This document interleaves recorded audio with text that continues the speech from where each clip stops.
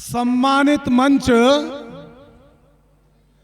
उपस्थित वंदनीय मातृशक्ति, मेरे ज्येष्ठ और श्रेष्ठ भ्रातागण, शुभ चिंतकों, प्रिय बालक और बालिकाओं, सबसे पहले मैं इन आयोजकों का धन्यवाद कर दूं, क्योंकि इनको धन्यवाद और आभार व्यक्त करना बहुत आवश्यक है। ये कार्यक्रम कोई आसानी से नहीं हो जाते। मैं हृदय से इनको साधुवाद देता हूं और इनके पुरुषार्थ को नमन करता हूं कि आप सबने इतना सुंदर आयोजन किया है। आइए, बहुत संक्षिप्त समय में जो मुझे मिला है उसमें मैं अपनी बात कह रहा हूं। अभी मैंने आपके समक्ष एक वेद मंत्र बोला और यह प्रातः यज्ञ भी हुआ है। मैंने सबसे पहले वेद माता का उच्चारण किया यहाँ वेद मंत्र का। देखिए, आज हिंदू समाज अपने आप को जो देख रहा है क्षेत्र में, उसका मुख्य कारण क्या है कि हम अपने वेदों के स्वाध्याय से कहीं विमुख हो गए हैं। आप कितने पुराने हैं, मैं थोड़ा सा ऐतिहासिक जानकारी दे रहा हूं। हम सब मात्र 2025 को याद करते हैं।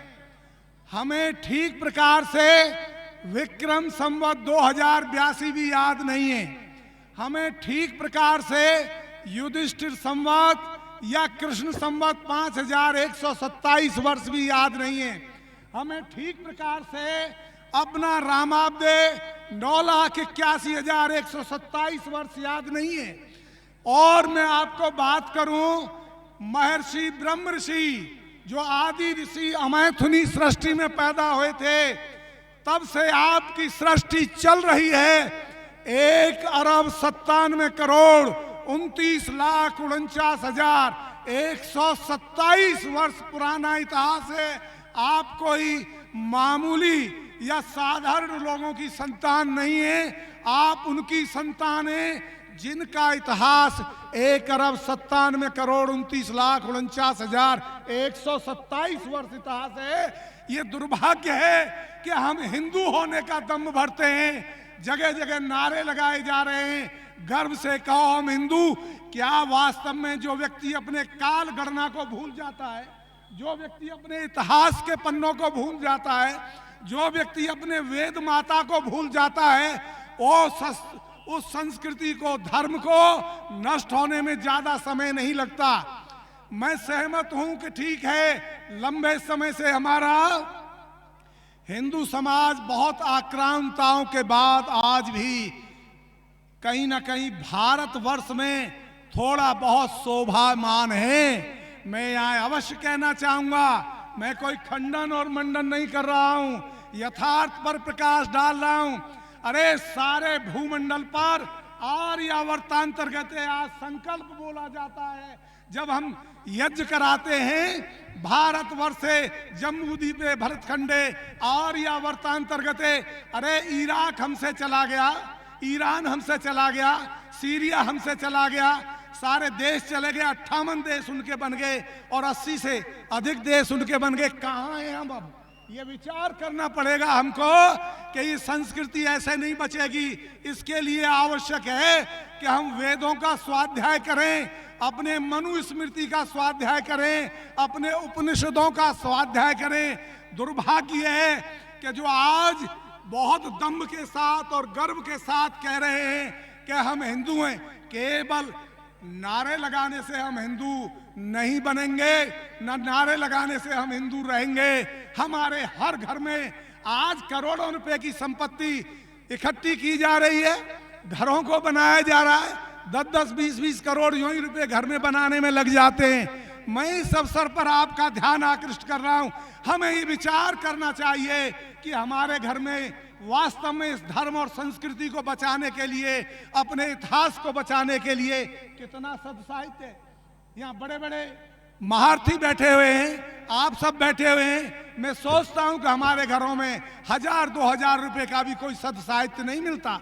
अरे और तो और छोड़िए, हमारे घर में गीता नहीं मिलती, हमारे घर में रामचरितमानस नहीं मिलता, हमारे घर में महाभारत नहीं मिलती, हमारे घर में वाल्मीकि रामायण नहीं मिलती, जो हमें बहुत बड़ी शिक्षा देते हैं। मैं शास्त्र और वेदों की बात करूं तो बहुत बड़ी बात होगी। आज मैं आपको इस अवसर पर फिर एक बहुत बड़ी बात कह रहा हूं, उसको आप समझिए। आप अपने घरों में अगर अपने बच्चों को बचाना चाहते हैं, धर्म और संस्कृति को बचाना चाहते हैं, इस हिंदू के आप शुभ चिंतक हैं, तो अपने घरों में आप अवश्य ही गीता, रामायण, महाभारत जैसे ग्रंथों को रखिए, मनुस्मृति को रखिए, उपनिषदों को रखिए, आप शास्त्रों को रखिए। शिक्षा है, व्याकरण है, निरुक्त है, छंद है, ज्योतिष, ये सब अपने शास्त्र हैं। 4 वेद हैं। अरे 4 वेदों को आप नहीं रख सकते तो आजकल शतक मिल जाते हैं, 100 वेद मंत्रों की छोटी छोटी पुस्तक मिल रही है। आप उन्हें घर रखें, तब इस सम्मेलन का मनाने का सार्थक होगा। और मैं यहाँ पर आपको चलते चलते निवेदन कर रहा हूँ कि यदि आपको वेद खरीदना है, वेद क्रिया करना है, कुछ पुस्तकें क्रिया करनी है, तो आप एक पुस्तक और अपने घरों में रखिए, जो आज आपका एक चक्र सुदर्शन की तरह जो आपके घरों में आपकी रक्षा करेगी। उस पुस्तक का नाम है कालजयी सत्यार्थ प्रकाश। यदि हमारे घरों में कालजयी सत्यार्थ प्रकाश होगा तो आप मानिए कि हिंदू को कोई घटाने वाला नहीं है, हिंदू का कोई मुकाबला करने वाला नहीं है। महर्षि दयानंद कृत 1875 में सत्यार्थ प्रकाश के 14 समुल्लास ऐसे मानिए जैसे समुद्र मंथन से 14 रत्न निकले थे, उसी तरह से उस 14 रत्नों को समझने के लिए, इस देश के भूमंडल को समझने के लिए, इस देश के धर्म और संस्कृति को समझने के लिए, इस देश की काल गणना को समझने के लिए, इस देश के इतिहास को समझने के लिए, इस देश के समाज को समझने के लिए, इस देश की राजनीति को समझने के लिए आप सत्यार्थ प्रकाश का अध्ययन करेंगे तो मैं सोचता हूं संभवतः आज आप यहां से 56 इंच का सीना आपका हो जाएगा। केवल 56 इंच का सीना इस तरह से नहीं हो जाता। अरे हमारे घरों में हमारी सबसे बड़ी पूंजी हमारी पुस्तकें हैं, वेद हैं। आज मैं आपको इस मंच से इसलिए कह रहा हूं कि सब चर्चाएं होती हैं, हमारी जड़ों में पानी कोई नहीं देता। हमें जड़ों को सींचना है तो आपको वेदों की ओर लौटना होगा। महर्षि दयानंद का एक नारा था, वेदों की ओर लौटो और कृवंतो विश्वम आर्यम ओम शम। अगला कार्यक्रम।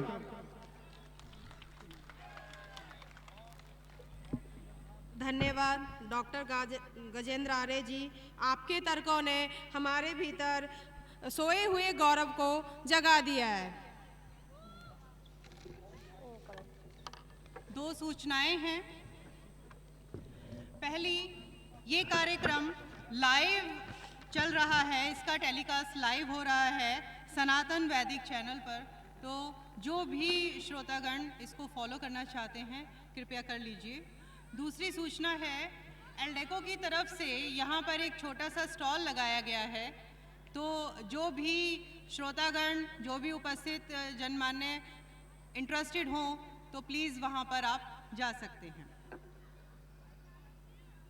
अब मैं मंच पर आमंत्रित करना चाहती हूँ पम्मी भारद्वाज जी को कि वो आएं और अपने विचार हमारे साथ साझा करें।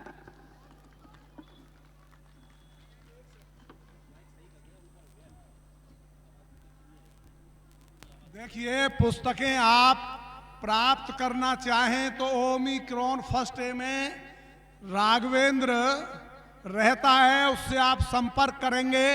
यहीं अभी कहीं घूम रहे थे तो आप संपर्क करेंगे, आपको सब तरह की पुस्तकों के बारे में वो आपको उपलब्ध करा सकते हैं। क्योंकि जब तक हमारे घरों में पुस्तकें नहीं होंगी हम संभवतः स्वाध्याय नहीं कर पाएंगे। ओम शम।